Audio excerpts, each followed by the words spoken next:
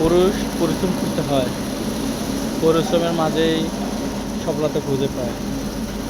আর এই সফলতার জন্য অনেক ত্যাগ স্বীকার করতে হয়, পরিশ্রম করতে হয়, ধৈর্য ধরতে হয়। কিন্তু সবাই জীবনে আসলে পরিশ্রম যতই করুক সফলতা আসে না। এই কারণে আসে না আমাদের বাংলাদেশের সিস্টেম, বাংলাদেশের পরিস্থিতি। কারণ আপনি যার আন্ডারে জব করবেন সে যদি আপনার উম, কাজের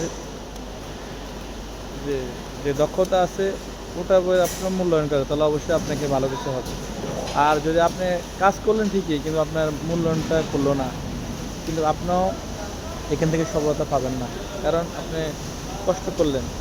আমি একটা উদ্দেশ্য করবো, হয়তো আমি আমার জায়গা থেকে যতটুকু চেষ্টা করি, উপরওয়ালা ভাগ্য বলে একটা কথা আছে আর রিজিক বলে একটা কথা আছে। আপনার তকদিরে আল্লাহ আপনার যা লেখা রাখছে তাই হবে। তারপরও সবাই ব্যবসা করবেন যতটুকু সম্ভব, যার যত অর্থ আছে, যার যে সোসাইটিতে আছে, যার সমর্থ যেখানে আছে ওইভাবেই ব্যবসা করুন। ব্যবসা মেরে বড় কথা আছে, ইনশাল্লাহ ব্যবসার মাধ্যমে সামনে এগিয়ে যেতে পারবেন। সবাই ভালো থাকবেন, সুস্থ থাকবেন। আল্লাহ হাফেজ।